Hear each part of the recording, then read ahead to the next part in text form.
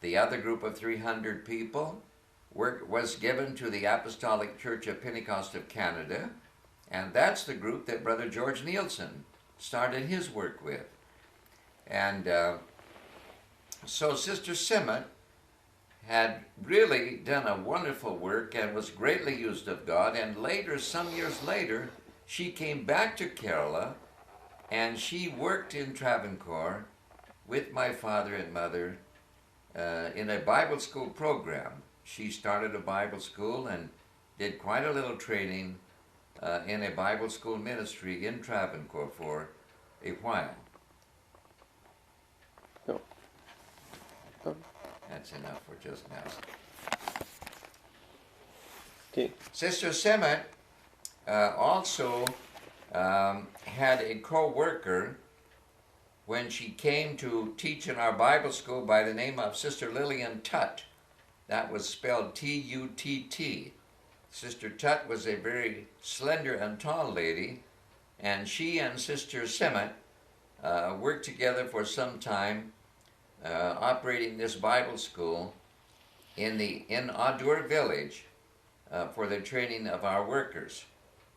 Later on, Sister Simmet went to Kodaikanal and she rented a house there and stayed there for some time. But she certainly was a wonderful blessing and played a very important part in the very early beginning of the oneness work in South India. So my father then started with this group of 300 people, and Brother Nielsen had his 300 in the Canadian church. And these two men were very different in their outreach, vision, etc. Brother George Nielsen concentrated most all of his effort on the state of Kerala, or which was then known as Travancore. He was very interested in the literature ministry, and he bought a Heidelberg press and established an excellent printing plant in Kottayam. He also built a very nice headquarters in Kottayam and had a very nice work in Kerala State.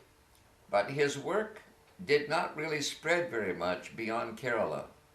Most of the work that Brother Nielsen did was in Kerala, and that was where his interest was. He learned the Malayalam language, he spoke it quite well, and my father's case was different. My father had a vision for all of India, and while he started his work in Kerala State, eventually as doors opened, he went to other parts of India.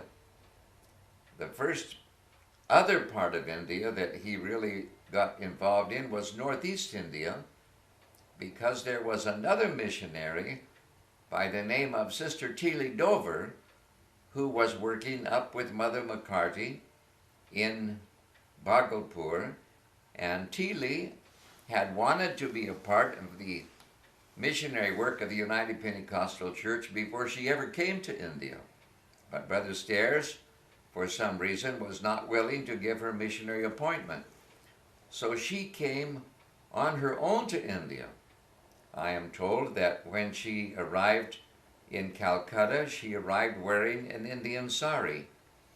And she was met by Brother James Murar from the Bharosaghar mission in Bhagalpur. Brother James at that time was a single young man and very outstanding. He had been to America. He was an excellent preacher. And some have thought that perhaps Sister Teely was hoping that there might be some romantic attachment with Brother James Murar, but it didn't work out that way. And so Teely was working there in the Bharosaghar mission, and she came to know about this revival movement in Mizoram, which then was called the Lushai Hills. And she had some contact with Brother Zakamlova. So Sister Teely had this contact with Brother Zakamlova in the Lushai Hills, and she was then in touch with my father and it was planned in 1950 that she would travel along with my father and Brother Nathaniel Permar to Ijal to visit these revivalists who had experienced an unusual working of the Spirit in the Lushai Hills. My father made this long trip from Calcutta by train around what they then called the Assam Link. That was going clear around the nation of East Pakistan, which is now Bangladesh. It was then East Pakistan, and they had to take this long journey by train until they finally got to Silchar. And then in Silchar, they took the convoy, the military convoy, up into the mountains. The roads were terrible, and there was only one-way traffic, so they went by convoy, one way, traffic at a time, stopping at gates and letting the other traffic pass. And finally, after 2 long days, they arrived in Ijal, and there my father met with Brother Zakhablova and other members of this revivalist movement. And that was the beginning of our work in the Lushai Hills. There's a lot to be said about that, but at this point we are just mentioning that my father from the beginning had a desire to spread the work throughout India. So whenever he had opportunities or invitations, he would go into new states. For example, he went to the state of Andhra, and he opened some work in the Telugu field. And then when he had a chance, he went to other parts of India. But the result was that the work grew and expanded from a small beginning in Travancore state until it went to many other parts of India. And by the time he left India, the work had grown from 300 to 30,000 in the nation of India.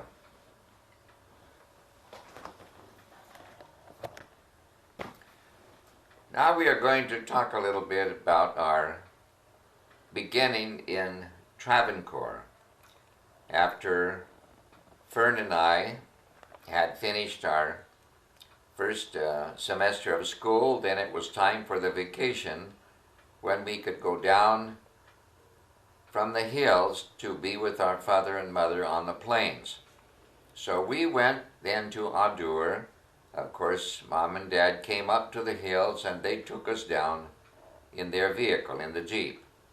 So we got down to Travancore in the village of Adur, where they had rented a house by the roadside. Most of the people there, many of the children, had never seen white people before. So we became quite an attraction to the whole community. And of course, every morning the children would be going on their way to school. Seemed like hundreds of them. And we were living in this house right by the roadside. So they all wanted to come and surround our house and look at us and see what we were doing. And my bed was out on the porch. They called it a veranda. It had bars, just bars, no windows, no glass panes. So hot there. So usually in the morning when I would wake up, there would be brown faces looking through the bars all around that porch, that veranda, looking at me. And they would be giggling and laughing and saying, "Saiba, Saiba." And then, of course, this became a daily affair. These children going to school and coming home again would come by our house and want to see how we were living and what we were doing. And when we would go out into the meetings in the villages, sometimes they would come up and pull my sister Fern's hair because she had kind of blonde reddish hair. And they'd never seen anybody with any kind of hair except black hair. And they couldn't imagine. They'd pull her hair to see if it would come off because they thought it must be false hair. And there were times when they would come up and pinch us to see if our skin felt like theirs did. Many of them had never seen white people before, never been around them. So these were all interesting experiences we had. And of course, in those days when you would drive along or whenever they would see you, the children would shout, "Saiba Madama, Saiba Madama." And that was just a common thing that they would shout when the white people would drive along. Well, one time we got our bicycles. Fern and I both had a bicycle. And she, in the heat, got so tired, I told her that I would pull her with my bike if she would ride. So I fastened a rope onto her bike and I pulled it with mine. I pedaled hard to pull her bike, and when the Malayalis saw that, they laughed and they laughed and they laughed. They thought, this is the strangest thing. Saib is pulling Madam. They said Madam should be pulling Saib. They thought that she should be pulling me instead of me pulling her. Of course, the man in South India, we found out, was indeed the head of the house. And when husband and wife would walk along, we're talking about some of the experiences we had when we first went to Travancore. Fern and I came from boarding school in Kodaikanal down to Adur with Mom and Dad, and we were quite an attraction to the people in Adur village. They hadn't been around white people. Many of them had never perhaps seen or been close to white people ever in their life. So they surrounded our home, and they were looking to the windows constantly and wanting to touch us and feel us, and they would pull Fern's hair to see if it was real hair because it was a reddish blonde. They'd never seen anybody with hair that wasn't black. And so we had a lot of interesting experiences as they would shout Saiba Madama when we went along, and I was telling how that one day I pulled Fern with my bike. She was on her bike, and I fastened a rope to mine and to hers, and I would pull her because it was so hot, and she would get so tired. And the Malayalis thought that was so strange because Saib was pulling Madam, but Madam should have been pulling Saib. And I remember well one day I heard some shouting taking place, and I asked one of the interpreters, what was all that noise? And they said it was a procession. So with my father's permission, I went with one of the Indian pastors. His name was Brother George. And Brother George took me out to see this procession, and for the first time I saw a communist procession. There were hundreds and hundreds of people walking down the main road, and they were shouting, "Aikya Munani Zindabad, Aikya Munani Zindabad," and waving the flags of the hammer and sickle. And I asked, what does that mean? And they said that means a successful revolution, a successful revolution. So the communists were trying to overthrow the Congress Party and set up a communist state in Travancore. And in fact, later, actually, we were told that the communists might commandeer our Jeep. They might take our Jeep to use in their political effort. They never did do that, but we were afraid they might try to do that. Well, these were all experiences we had, and as children coming down to be with Mom and Dad, of course we learned to wear the Indian dress. I wore the mundu and juba. The juba was the long shirt that I wore with the mundu and the second cloth. And then Fern not only wore the sari, but she wore the chatta, which was the type of blouse that the Indian women had. And of course my mother sometimes dressed in the sari as well. And my father, I can remember my father dressing in a munda and juba. And so we just tried to learn more about the Indian customs and ways, and started eating their food with our fingers. And of course we would go to homes and they would spread out the banana leaf, and that would be our plate. And cut it from the tree, wash it carefully, and then put it down for our plate, and put rice and curry right on the banana leaf, and then we were to eat with our fingers. They never they never gave us any knife, fork, and spoon. So we learned to eat the food with our fingers. I've got to stop a minute, Stan, and drink some water. Eventually, my father and mother had an opportunity to purchase a bungalow in Adur on about I believe it was a half acre of property. And they got this for a very good price. So when we came down from boarding school, we went to this new bungalow, and it was much more off the main road. There was more privacy there. It was a much larger bungalow and fixed up very beautifully, and we were just thrilled with this bungalow that Mom and Dad got. They eventually, or first of all, I believe they rented this, and then eventually they were able to purchase. But we are still using that same bungalow today. And of course we have built up many other buildings on the same property, but that bungalow, which was purchased then, has now been a part of our mission compound for many, many years. It was in this bungalow that there was a severe electric storm while we were in Adur. Sometimes the rain, during the rainy season, and there are two main monsoon seasons in Kerala State, and during these rainy seasons at times there are very, very heavy electric storms, and these electric storms can be quite dangerous.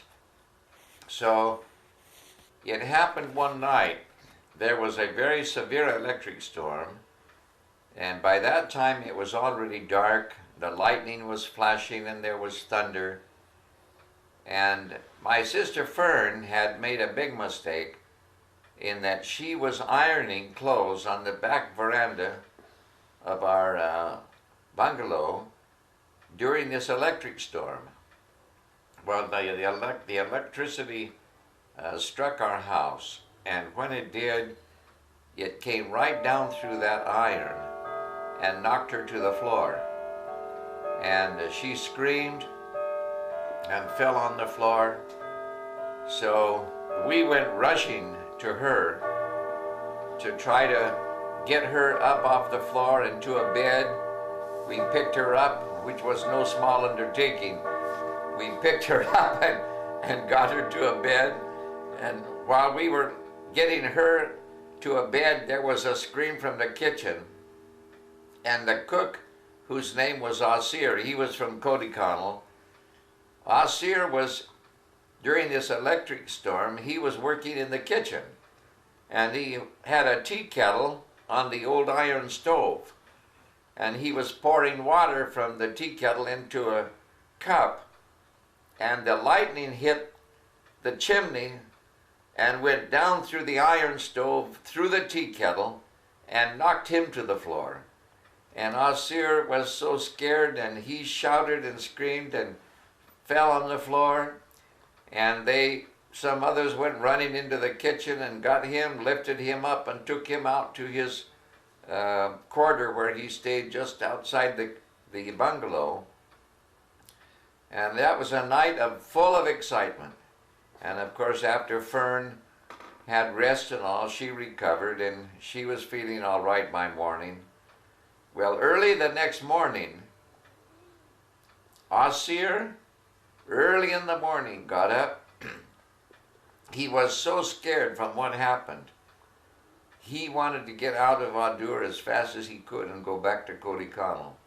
He didn't even come to my father and ask for his pay or anything. He just packed his things and left. And my father used to say that he went over the wall. He actually did that. He just climbed over the wall and got away from us as fast as he could because he was so frightened by that electric storm. But we heard at different times how that electricity can be very dangerous. In Kerala, the lightning storms are bad. And then, of course, you also have to be very careful in India because the voltage is 220 volts, while we in America usually have 110 volts. In India, it's 220 volts, as it is in so much of that part of the world. And often people in India do not realize the danger of electricity. I used to hear in Kerala, Travancore, about lines, electric lines falling down in a storm, a line across the road. And a villager would see that line there and would go up and try to move it, grab a hold of it, couldn't let loose. He was electrocuted. And then people would see him and see that he couldn't get away, and they would go touch him and try to pull him away, and they would get electrocuted. There were times when 2 or 3 or more people would die just because they did not know what electricity was all about. But electric storms can be very severe and very dangerous in Kerala state, Travancore state in South India. Life was so interesting there, with all kinds of unusual things happening in Kerala. One time, Brother George Nielsen took me to a village with him on Sunday morning. And after the Sunday morning service, why, they wanted to serve us food. So these were very poor people, and they put out the banana leaf and put our rice on the banana leaf. Well, the rice was full of ants. Ants had gotten into the rice, and it was just full of ants. Now, what do you do when you're the guest of people and your rice is full of ants and they put a little curry there with it? Well, I was not about to eat that rice full of ants, and we just showed it to the people, all the ants, and when they saw that, they didn't expect us to eat that. And so that was no problem. They were embarrassed and felt bad about it, but we could not eat it, and they didn't expect us to eat it once they saw the ants there. They were very sorry that that had happened. But we had a lot of different experiences in eating with people in Kerala state. I noticed they put salt on the banana leaf. And first I didn't understand. I thought that was just for taste. But somebody explained to me that salt is more than just for taste. If you eat salt in anybody's home, they said that means that you will never bring harm to that home. That is kind of a tradition, that by eating salt, you will never bring harm to that home where you are enjoying that meal.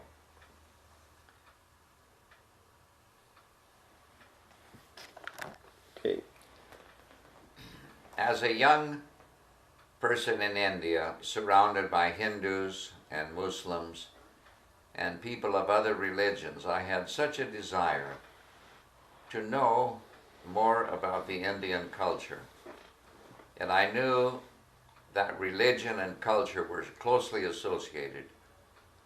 I also knew that language and culture were closely associated. I studied a little of the Malayalam language in Adur. My father arranged for a pundit who lived there, who was a Brahmin, to come to our home and teach us Malayalam. So we studied Malayalam right there in our Adur bungalow. This pundit would come and he taught us how to write the language. He brought little little bamboo sticks that they used to write the Malayalam, and they taught us how to write, taught us how to read. So we tried to learn a little bit of the language, and then I wanted to study something of the history of India. I've always enjoyed history, so whenever I had a chance to get some books of Indian history, I would try to buy books and read a little bit about the history of India. And of course, it was then that I found out there was a big difference between, for example, the Malayali people of Travancore and the Tamil people just on the other side of the mountains. Though these people are not far apart geographically, they are very far apart culturally. And I found out that the old Tamil culture of India is one of the very, very rich cultures of the south, of the Dravidians. And the Tamils are proud of their culture. And I came to realize that there is a great deal of feeling between the Tamils and the Malayalis where culture is concerned. And apparently this is not only true between the Tamils and the Malayalis of Travancore, but it's true throughout India. India is a land of many cultures and many tribes, and often there is feelings. And so to try to bring peaceful coexistence between all these different kinds of people is indeed a challenge, and I think that's one reason that I have appreciated the government of India in its effort to try to have a government that would meet the needs of so many different kinds of people with all of their languages and cultures and ways of living. But back to learning more about culture, I wanted to learn something of the Hindu religion. So I came to know that there was a priest in Andur who had a little temple up in a high spot where often the temples are. So I went to meet this priest. I went to his temple, and he was very kind to me. He spoke some English, and I asked him questions about his idol that he had there and his worship, and he tried to help me understand. Of course, he was very defensive of the Hindu belief and what he was doing. But the thing that made a great impact on me by that visit was this. He gave me a little booklet. And oh, how I wish I had that booklet today. The name of that booklet was Why I Accept Christianity but Not Churchianity. And I took that booklet home with me, and I read through it very carefully. And this little booklet was saying that we cannot find any fault in Jesus Christ. We can accept him. We do accept him. We accept his teaching. But we cannot accept churchianity because as we observe Christians and their ways of doing things, we feel that they are so far removed from the teachings of Christ.